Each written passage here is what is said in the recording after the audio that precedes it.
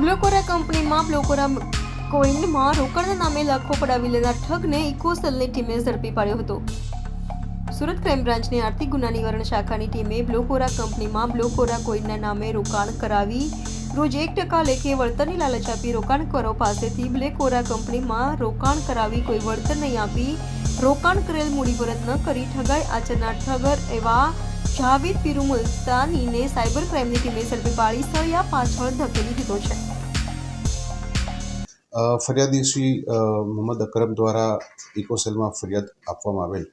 જે ફરિયાદની વિગત એવી છે કે ફરિયાદીને બ્લોકોરા કોઈન માં ઇન્વેસ્ટ કરવા માટેની વિશ્વાસ આપવામાં આવેલ અને એમાં તમને સારામાં સારું વળતર આપવામાં આવશે એ રીતના વેબસાઇટ ઉપરથી ઇન્વેસ્ટમેન્ટ કરાવી અને ફરિયાદી સાથે 51 લાખ રૂપિયાનું ચીટિંગ કરેલ છે.